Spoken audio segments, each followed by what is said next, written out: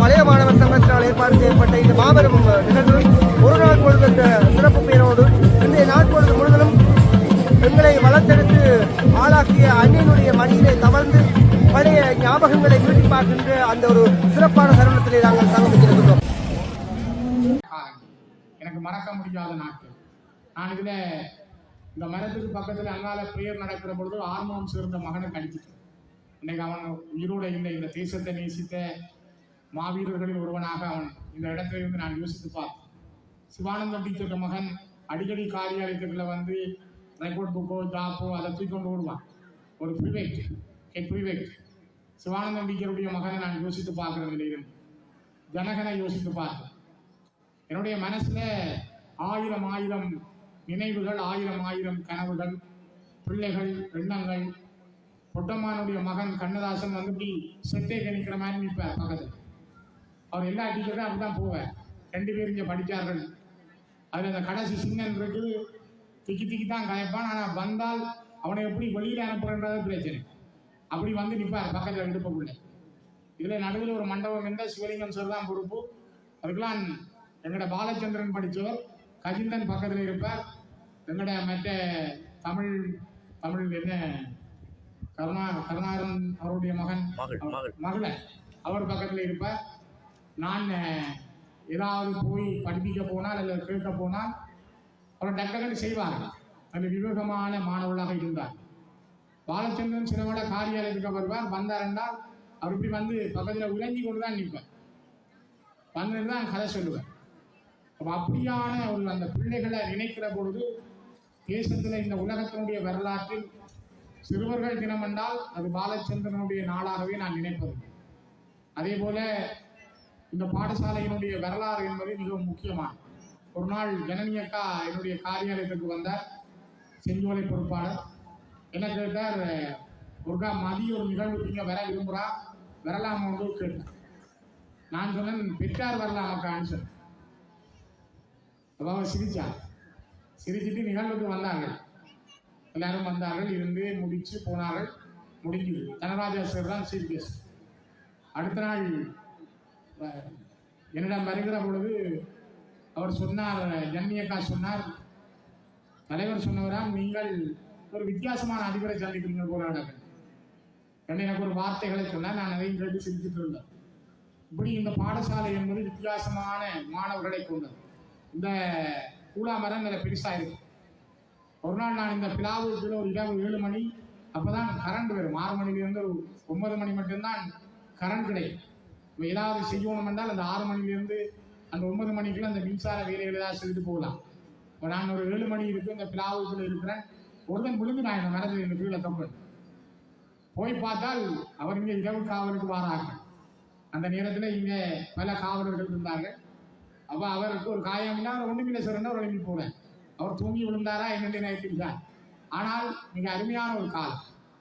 நான் நினைக்கிறேன், இந்த ஒவ்வொரு பிள்ளைகளாக நினைச்சு பார்க்கிற பொழுது எல்லாருடைய இந்திரகுமார பாத்திரத்தில் அவனோட குளப்படி, அவங்க வேன் பிடிச்சி போனது, அவங்க முள்ளத்துக்குள்ள போய் நான் கூட்டிக் கொண்டது, இங்கே கூப்பிட்டு வச்சு அடிக்க போனது, தியோனி இந்திரபாலன் எல்லாரையும் பார்த்தா அவர் பார்க்க மகிழ்ச்சியா இருக்கு. காலமே ஜோனான்னு சொல்லி கேட்டால் அவளை இந்திரபாலன் குளப்படி குறைச்சிட்டாங்க. அப்படி ஒரு உங்களை பார்க்கிற பொழுது பிள்ளைகளே, நான் நினைக்கிறேன் நீங்கள் எங்கிற பிள்ளைகள், நீங்கள் சில பேர் பிள்ளைகளோட வந்திருக்கீங்க. பேர பிள்ளைகளையும் நாங்கள் பார்க்கலாம். எங்கட பிள்ளைகள் பேர பிள்ளைகளையும் இந்த இடத்துல பார்க்கலாம். மிக மகிழ்ச்சியான காலம். யோனான் சொல்ற காலத்துக்கு பிறகு நான் ஒரு 3 ஆண்டுகள் நான் ஒரு கோஆர்டினேட் பண்ணினே தவிர பாடசாலையை நான் சாதித்தேன். நான் இதுவும் செய்தேன் என்று சொல்றதுக்கு எனக்கு தெரியல. ஆனால் எனக்கு பிறகு பங்கேற்று சார் அதிபராக பொறுப்படுத்தி இந்த பாடசாலையினுடைய கணித விஞ்ஞான பிரிவுகள் ஆரம்பிக்கப்பட்டது. பாடசாலை நிறைந்த முன்னேற்றங்களை கண்டது. அவருக்கு பிறகு ஒரு பெண் அதிபராக வரலாற்றின் முதல் தடவை ஜெயந்தி தனபாலசிங்கம் அம்மா அவர்கள் பொறுப்படுத்தி 7 ஆண்டுகள் நினைக்கும். அவருடைய காலம் 8 ஆண்டுகள். அவர் நீண்ட ஒரு பயணத்தை இந்த பாடசாலையில் செய்தார். ஆளுமை புரிந்து ஒரு பெண் அதிபராக ஒரு வரலாற்றை அவரும் உருவாக்கியிருந்தார். அவருக்கு பின்னர் திருமதி இளவேந்தி, நாங்கள் பள்ளிக்கால நண்பர்கள், ஒன்றாக 1987ஆம் ஆண்டிலே இயல் பரீட்சையில் படித்தவர்கள். அவர் செந்திரிஷா, நான் கிண்டுகோள். ஆனால் நாங்கள் ஒரே டியூஷன் சென்டர், அல்லது எங்கேயாவது சந்திப்போம். இதில் சந்திராவை கண்டனான். சந்திரா சிங்கிரிசாவில் படித்தவா வந்து கிளிநொச்சி ஹிந்து கோயிலில் வலைப்பந்து விளையாடுற பொழுது அவருடைய மூக்கு ஒரு முறை உடைஞ்சது. அப்போ நாங்கள் ஏழு படிக்கிற காலம் தானே, எப்படி இருந்திருப்போம் நாங்கள் உங்களை போல இருந்து நாங்கள் தானே இடைக்கிட நாங்கள் பள்ளி தோழிகளை பார்க்கிற பொழுதும் உங்களை பார்க்கிற பொழுதும் என்னுடைய ஆசிரியர் குழாமை பார்க்கிற பொழுதும் மிகப்பெரிய மகிழ்ச்சி. இதில் சுரமஞ்சி டீச்சர் சொன்னால் இந்த தேக்க மரம், உயர வளர்ந்த தேக்க மரம், கட்டியாக இருக்கிற பிலாமரம், இதெல்லாம் உனக்கு தெரியுதான். என்ன நாங்கள் ஒன்றா படித்தாங்களோ அப்போ நீனாண்டு கதைக்கிறாங்க. அந்த அந்த மகிழ்ச்சி உண்மையாக அந்த கதைக்கிற அன்பு உணர்வுகள் இன்றைக்கும் நான் நினைக்கிறேன் உங்கள்கிட்ட தான் இருக்கு. ஆகவே ஒரு நீண்ட நாட்களுக்கு போய் சிவஞானம் சார் எனக்கு அவர் குரு. எனக்கு ஹிந்து காலேஜில் படிப்பிச்சது அவராக தான் டிகிரி பாஸ் பண்ணேன் நான். அவர் சொல்லுவார், நீ மொக்கன் மாதிரி இருக்கிறான்னு பேசுவார். அவர் யாழ்ப்பாணத்தில் ஒரு பெண்ணசாலை மாதிரி ஒரு கொட்டில் போட்டு அதுக்காக அந்த படிப்பேன். பல மாணவர்களை நீங்கள் திருமணம் செய்து தம்பதிகளாக வந்திருக்கிறீர்கள். பார்க்கிற பொழுது ஆசையாக இருக்கிறது. உங்களை வாழ்த்துவதில் மகிழ்ச்சி அடைகிறேன். அருமையான வாய்ப்புகள், சந்தர்ப்பங்கள். இந்த பாடசாலையினுடைய இந்த பிலாமரம் கதைக்கும் என்றால் நான் நினைக்கிறேன் திரும்ப 1000 கதைகள் சொல்லும். நான் அடிக்கடி நினைக்கிறேன், அந்த பிலாமரத்துக்கு ஒரு கதையை போட்டுருந்தா காணும். பள்ளிக்கூடம் தானா நடக்கும், ஒரு தரம் ஒன்றும் செய்ய தேவை. அதனுடைய யோனான்னு சொல்லுங்க, நான் சொல்லி தந்தேன் போய் நீ ஒன்றும் செய்ய வேணாடாப்பா, இந்த பிலாமரத்துக்குள்ள ஒரு கதிரையை போட்டுட்டு அது பள்ளிக்கூடம் போய் கொண்டு. அதே மாதிரி இந்த பாடசாலையினுடைய ஒவ்வொரு பக்கங்களிலும் புதிய மரங்கள் வளர்ந்துருக்கு. ஆனால் பழைய விளிம்பு இப்போ நிற்குது, பழைய மரங்கள் நிற்கின்றன, பழைய ஞாபகங்கள் இப்பையும் விட்டு போகவில்லை. இந்த மண்டபத்தில் இருந்த அந்த நினைவு கல்வி நான் கொடுத்த தாட்டி வச்சிருப்பேன். நான் நினைக்கிறேன் இனி ஒரு நாள் நான் உங்களுக்கு அதை எடுத்து தரலாம். இந்த அளவுக்கு தான் இருக்குது. அந்த ஞாபகத்தையும் நான் மறக்கையில் ஆசிர் சீலன், ஆனந்த், செல்லக்கிளியம்மான் ஞாபகார்த்தமான ஒரு பெரிய ஃபோட்டோவோட நான் பாடசாலையை யுத்தம் முடிந்து 2010ஆம் ஆண்டு முதல் வர்ற பொழுது என்னுடைய கைபேசியால் நான் படங்களை எடுத்திருந்தேன். அப்பொழுது இதில் ஒரு ரைட்டர் நின்றது இல்லாமல், அங்கால 2 வாகனம் நின்றது கலட்டப்பட்ட நிலையில்.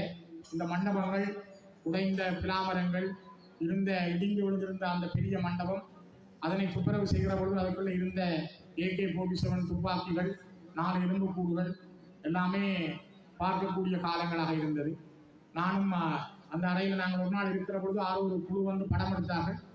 அவர்களை நாங்கள் வெளியிலே விரட்டி கலைத்த நாட்களையும் நான் யோசித்து பார்த்தேன். மிக அருமையான பொருள்கள். நான் நினைக்கிறேன் என்னை அடையாளப்படுத்திய பாடசாலை பல பாடசாலைகள் இருந்தாலும் கிளிநொச்சி மகா வித்தியாலயம் எனக்கு ஒரு அடையாளத்தை தந்தது, எனக்கு ஒரு வரலாற்றை தந்தது. என்னை மனிதனாக பெருமைப்படுத்திய பாடசாலை. என்று கூட ஒரு ஆசிரியர் சொன்னார், சார் நான் முதல் உங்கள்கிட்ட வந்தால் நீங்கள் டியூட்டியேஷன் பண்ணினாங்க. நான் மிக மகிழ்ச்சியாக இருந்தது. அதே போல யுத்தம் முடிந்த பிறகு 2010ஆம் ஆண்டில் பல ஆசிரியர்கள் கடகடண்டு இங்கேயே போட்டார்கள். வந்தார்கள், டியூட்டியேஷன் பண்ணுவார்கள். யாருக்கு எந்த வகுப்பை கொடுக்குறது, எத்தனை பிள்ளைகள் படிப்பார்கள், அப்படி எதுவும் செய்ய முடியாது. ஆனால் அந்த நேரத்திலே இருந்த அந்த ஒற்றுமை பலம் ஒரு மிகவும் எனதியான. ஆகவே அன்புக்குரிய பிள்ளைகளை, நீங்கள் இந்த ஒரு நாள் பொழுதென்று நினைத்த விடயம் மிகவும் முக்கியமான. நான் நினைக்கிறேன் புலம்பெயர் நாடுகளில் இருக்கின்ற பல மாணவர்கள் இதை பார்த்து கொண்டிருப்பார்கள். பலர் நேற்றும் கூட வீலின்பன் தொலைபேசியிலே பேசினார், சார் நீங்கள் போவீங்க தானே என்ற ஒரு சந்தேகம். நான் சிலவளை போகாமல் விட்டுருவனும், இல்லை நான் கண்டிப்பாக போவேன்னு சொன்னேன். காலமாக பங்கேற்கிறோம் சொன்னால் தனக்கு மட்டும் கேட்டவன் போவீங்களோ. ஆகவே இந்த மாணவர்களுடைய உங்களுடைய அந்யோன்யமான உறவு, எத்தனையோ பிள்ளைகளை பார்க்கிற பொழுது இருக்கிற அந்த சந்தோஷம், மகிழ்ச்சி, ஆசிரியர்கள் எங்களோடு கற்பித்த ஆசிரியர்களை பார்க்கிற மகிழ்ச்சி. எத்தனையோ டீச்சர் சொன்னார்கள், சார் உங்களையெல்லாம் பார்க்க எவ்வளவோ நீண்ட நாட்களுக்கு பிறகு மகிழ்ச்சியாக இருக்குது. உண்மையாக எனக்கு இருக்க 1000 பிரச்சனைகளை தூக்கி ஒரு பக்கம் வச்சுட்டு போனையும் மேசையில் வச்சுட்டு உங்களுக்கு முன்னால் இருந்த இந்த நொடி பொழுதுகள் எனக்கு மிகப்பெரிய மகிழ்ச்சியான பொழுதாக நான் கருதுகிறேன். இது ஒரு நல்ல இனிமையான பொழுது. இருந்தாலும் கூட எனக்கு இந்த சந்தர்ப்பத்தை முதல் நீங்கள் தந்திருக்கிறீர்கள். அந்த வாய்ப்புக்கு நன்றி. நான் அதிபராக இருந்த காலத்தில் இருந்த ஆசிரியர்கள் சரி, அல்லது அதற்கு முதல் இருந்த ஆசிரியர்கள், பின்னிருந்த ஆசிரியர்கள், அன்போடு பழகி எல்லோருக்கும் நன்றிகளை கூறி, எனக்கு ஒரு வாய்ப்பு தந்த உங்களுக்கு நன்றி கூறி, தொடர்ந்தும் முழு நேரமும் உங்களோடு நேரத்தை செலவழிக்க முடியாமைக்கு நான் உங்களிடம் மன்னிப்பு கேட்டு நீங்கள் எனக்கு விடைதாருங்கள் என்று கூறி விடைபெறுகிறேன்.